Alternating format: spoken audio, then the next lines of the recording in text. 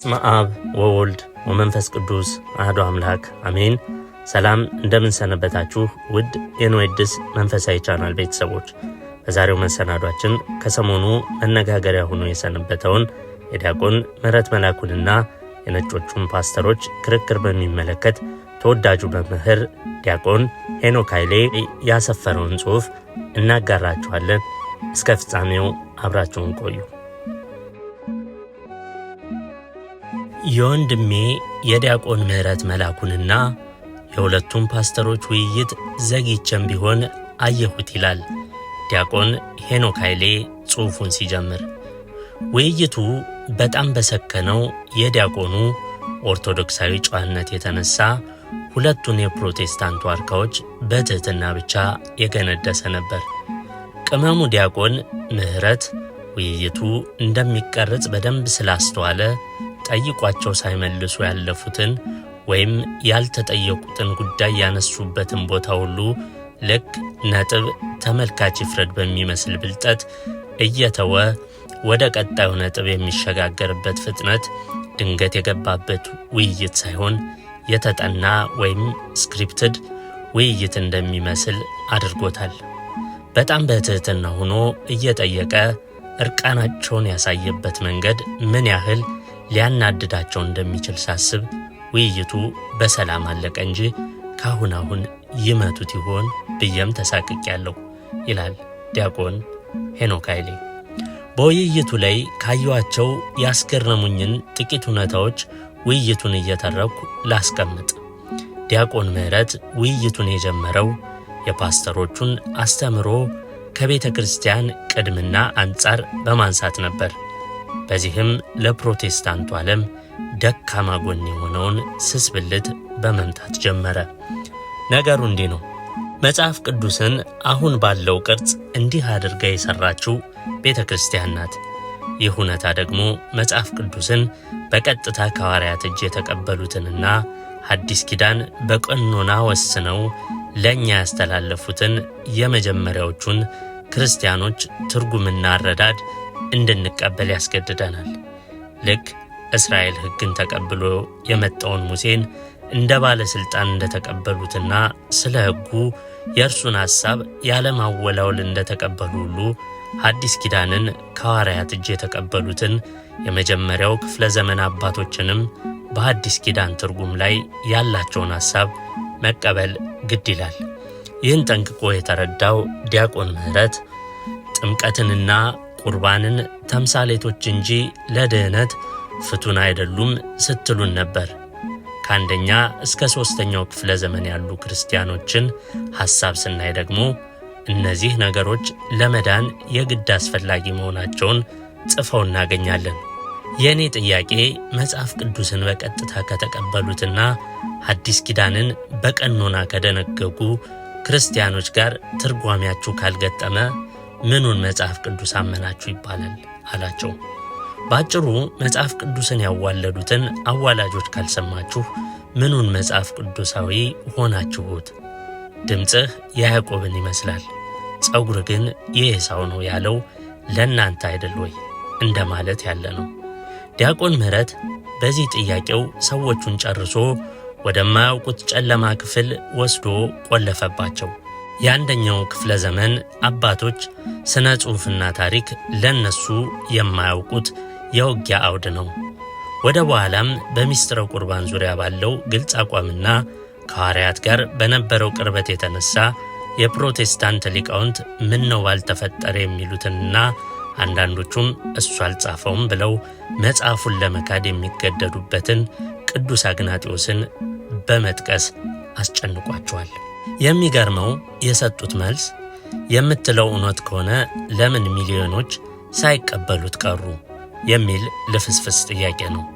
ምህረት መለሰ፣ ይህማ እጅግ ብዙ ሰዎች ወንጌልን ላለመቀበላቸውም የሚቀርብ ምክንያት ነው ብሎ የራሳቸውን አመክንዮ በራሳቸው ላይ መለሰው። በሳልሽው ተመተሪ እንዲሉ ፓስተሩ እስቲ በሁለቱም ወገን ጥምቀትንና ቁርባን ለድህነት ያስፈልጋል አያስፈልግም ከሚሉ ወገን አባቶችን በስም ጥቀስልኝ አለው። መረጃ ተጠናክሮ በሁለቱም ወገን ይቅረብልን እንደሚል ዳኛ ውይይቱን ትቶ ዳኛ ሊሆን ተማጸነው። በሁለቱ ወገን ብሎ ነገር የለም። ከዚህ ውጭ ሐሳብ ያለው ሰው ስለመኖሩም ምንም የተቀመጠ ታሪካዊ ማስረጃ የለም አለ ምህረት የለሹ ምህረት። እዚህ ላይ እንኳን ደንግጠው ነው እንጂ እርሱ የጠቀሳቸው እነ ቅዱስ ሄሬኔዎስና ቅዱስ አግናጢዮስ መልስ የሰጡት ታዲያ ለማን ነበር ብለው መጠየቅ ይችሉ ነበር። ዶስቲስቶችና ግኖስቲኮች ሙሉ በሙሉ የፓስተሮቹን ሐሳብን ባይሆን ቁርባን ላይ ተቃዋሚዎች ነበሩ። የምህረት መልአክ ቀሳፊ መልአክ ሆኖባቸው ግን ትንሽ እንኳን አልታገሉም። ግን ዶስቲሶችና ግኖስቲኮች ተጠቃሽ ክርስቲያኖች ስላልሆኑ ሁለት ወገን አልነበረም ቢል ዲያቆን ምህረት ልክ ነው። ሶ ዩ አር ሴይንግ አለ ፓስተሩ። የጆርዳን ፒተርሰንና ከቲ ኒውማን አስቂኝ ቃለ መጠየቅ ከሰማ ወዲህ ክርክር ላይ ሶ ዩ አር ሴይንግ ብሎ ተከራካሪው አፍ ውስጥ ቃላት ለመክተት የሚሞክር ሰው የራሱን ቀብር ጥሩምባ እየነፋ ይመስለኛል። ፓስተሩ እሺ ሉተርስ አለ። አረ ባልወልድህም አደርሳለሁ፣ ተው በሰው ፊት አታዋርደኝ። ሉተር እንኳን ቁርባንን ተቃውሟል በልልኝ በሆዱ ያለ ይመስለኛል። ምህረት ወይ ፍንክች የሉተርን መፍቀሬ ቁርባን የሆነ I would rather drink pure blood with the Pope than mere wine with the radicals የሚል ንግግር ሊጠቅስበት ጀመረ። በዚህ ጉዳይ ሉተርና ሚካኤል የሚል ያልታተመ መጽሐፍና ያልተለቀቀ የዩቲዩብ ቪዲዮ ስላለ ሁለቱንም በቅርብ እዚሁ ሊንክ ላይ አደርጋለሁ ይላል ዲያቆን ሄኖክ ኃይሌ በፌስቡክ ገጹ። ነገሩ የመጣው ገና 500 ዓመት ከሆናቸው ከራዲካል ሪፎርመሮች ነው ብሎ የሉተርን ባላንጦች ጠቀሰበት። ፓስተሩ ጊዜው ምን ያደርጋል አለ። ስለ ታሪክ እየተወራ ጊዜው ምን ያደርጋል ከሚል ሰው ይሰውራችሁ። ከታሪክ አንጻር ክርስትና ጌታ ለሐዋርያት የሰጠው እምነት ነው ብለህ ካመንህ በመጀመሪያው ክፍለ ዘመን የነበሩ ክርስቲያኖች የምታምነውን እንደሚያምኑ የሚያሳይ ነገር ልታገኝ ይገባሃል አለው። ፓስተሩ ወዳጄ እመነኝ፣ በዚያን ዘመን የነበሩ ክርስቲያኖች ሁሉ ክርስቶስ የራሱን ሥጋ በልቷል ብለው አላመኑም ብሎ ነገሩን ሪዲኩለስ ሊያደርገው ሞከረ። ይህን ስሰማ ትዝ ያለኝ ይህ ሰው ሥጋውን ይሰጠን ዘንድ እንዴት ይችላል ብለው አይሁድ የተከራከሩት ክርክር ነው። የዮሐንስ ወንጌል ምዕራፍ 6 ቁጥር 52 ላይ ጌታ ሥጋዬን ነው እያለ የለም ሥጋህ አይደለም ብሎ ክርክር እንዴት ያለ ነው? ዲያቆኑ ሐዋርያውን ጠቀሰ። ሳይገባው ይህን እንጀራ የበላ ወይም የጌታን ጽዋ የጠጣ ሁሉ የጌታ ሥጋና ደም ዕዳ አለበት። ስለዚህ በእናንተ ዘንድ የደከሙና የታመሙ ብዙዎች አሉ፣ አያሌዎችም አንቀላፍተዋል።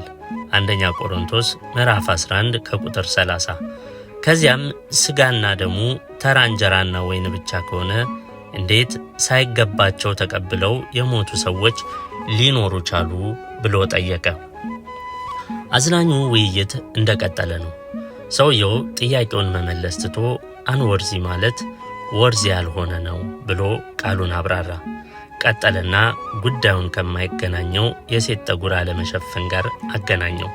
ሲጀመር ጠጉር ስላልሸፈነች የሞተች የለችም። እየተወራ ያለው ቆርበው ስለሞቱ ሰዎች ነው። አልበቃው ብሎ ስለ ሴክስ ጎድስ፣ ስለ ሚቱ ሙቭመንት ዘባረቀ። መልስ ስታጣ የምታውቀውን ሁሉ ልትዘባርቅ እንደምትችል ያሳያል። ዲያቆኑን ማባበልም ጀመረ። ያንተን ሐሳብ የሚያራምዱ ሰዎችን ከልብ ያከብራሉ። እውነት እውነት እላችኋለሁ የሚለውን ይዘው ይህ እውነተኛ ሥጋው ነው የሚሉት ከልብ አከብራለሁ። አክባሪ ይስጥልኝ። ግን እኛ ይሄን ጥቅስ እንደ ማስረጃ አላነሳንም። ዲያቆኑ እዚያው ቆሞ ለተራ እንጀራ ሰው እንዴት ይሞታል ብሎ የጠየቀውን ፍጥጥ ያለ ጥያቄ ትቶ ከዚህ በፊት ሌሎች ሰዎች ያነሱትን ዊክ አርጊውመንት እየጠቀሰ እንዲበለኝና ልርታህ ብሎ ተለማመጠ። ተው ባልወልድህም አባት ሆናለሁ ኢዝ ኢን ማይ ሄድ። ከዚያ ደግሞ ሚስቲካል ቼንጅ የሚያምነውን ኦርቶዶክሳዊ በግድ ትራንስሰብስታንሴሽን ካላመንክልኝና እርሱን ለመቃወም ያጠራቀምኩትን መከራከሪያ አንተ ላይ ልጠቀመው ይል ጀመር። ቀጥሎ የተነሳው ድህነት ሂደት ነው የሚለው ሐሳብ ነው። ይህን ጊዜ ፓስተሩ ከቁርባን ርዕስ እርፍ ያለ መስሎት ፈነደቀ። ኢስ ናው ቢካሚንግ ኤ ሳልቬሽን ኢሹ እያለ ሲቅበጠበጥ አሁን ገና ተመቻቸልኝ ብሎ ደስ እንዳለው ያስታውቅ ነበር።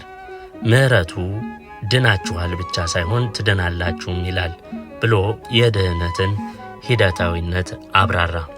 ይህን ጊዜ ሌላው ፓስተር ጸጋ አላስቻለውምና ገባ። ፓስተር ጸጋ በጸጋው ድናችኋል ይላል አለና ዘሎ ገባ። ድህነት ሲነርጂስቲክ ስለሆነ የጸጋው ኢነርጂ የእኛን ትብብር ይሻ የለም ወይ አለና ምሕረቱ መዳናችሁን ፈጽሙን ጠቀሰ። አብርሃምም ልጁን የመሰዋቱን ሥራ አነሳ። እርሱ ግን ወርክ አውት ዮር ሳልቬሽን የሚለው ቃል ውስጥ ወርክ የሚል ቃል ሲሰሙ ደስታቸውን መሸከም አልቻሉም። ቃሉን ጳውሎስ የተናገረው መሆኑን አላሳሰባቸውም። ሥራን ለማጣጣል የቀኙን ወንበዴ ጠቀሱ። ተቸንክሮ ምን ሊሰራ ይችላል? Though the thief on the cross was nailed, he still worked on his salvation. He confessed his sin, saying that he was worthy of the cross. He taught his companion to fear God, and he professed the purity of Christ and the coming of his kingdom. እግዚአብሔር ባልሰጠው መክሊት አይጠይቅምና ሰርከምስታንሻል ነው አለ። ሊሞት አልጋ ላይ ስላለ ሰው አለመጠመቅ አላወራሁም ብሎ ሞገተ። ከዚያ በኋላ ያለው ውይይት ዲያቆን ምሕረትን በግድ ካቶሊክ ካልሆንክ የሚል ንትርክ ነው። ከዚህ በኋላ ያለው ውይይት ዲያቆን ምሕረትን በግድ ካቶሊክ ካልሆንክ የሚል ንትርክ ነው። ኢንፍላቢሊቲ ኦፍ ዘ ካውንስልስ ቫቲካን 1 2 3 ኤክሴትራ የቅዱስ ቁርባን ደምን የሰጠው ከእጁ እየፈሰሰ ነበር የሚል ያላልነውን በሉ የሚል ቃልም በጌታ እንደመዘበት እያለው ተናገረ። ኢስ ኖት ራይት ቱ ሪዲኪል ክራይስት ፎር ዘ ሴክ ኦፍ አርጊመንት 400 ዓመት አልፎ ሐሳቡን ኦግስቲን ሊያደርግበት ሲጥር ምሕረት ውይይቱን ወደ አግናጢዎስ ዘመን መለሰው። የመጨረሻው ጥያቄያቸው ሁ ኢዝ ዘ አልቲሜት አውቶሪቲ የሚል ነበር። ሲመስለኝ ከዲያቆን ምሕረት የጠበቁት መልስ ዘ ባይብል የሚል ነበር። እርሱን ካለ if the Bible is the ultimate authority, where does it say that the first Christians believed it is the actual body and blood ብለው ሊዘጉትና መጽሐፍ ቅዱስ ከጻፈው እውነት በላይ ያንን እውነት ሰዎች እንዲተረድተውት ነበር እንዲል ጠይቀው ውይይቱን ሊዘጉ ነበር። ምሕረት የለሹ ዲያቆን ግን ባይብል በማለት ፈንታ ባይብልን በቀኖና የወሰነችውን the body of Christ ይዞ የሙጥኝ አለ። የእናቱን የቤተ ክርስቲያን ቀሚስ ይዞ ድርቅ ሲል good to meet you brother አሉና ጨበጡት። በአማርኛ ሲተረጎም አንተን ብሎ ምሕረት ማት ሆንክብን እንጂ እንደማለት ነው። my beloved brother ዲያቆን ምሕረት may God bless you. we say በረከተ እስጢፋኖስ in you. may God guide you path. ዲያቆን ሄኖክ ኃይሌ ሚያዝያ 3 2017 ዓመተ ምህረት ብሎ ሐሳቡን አስፍሯል።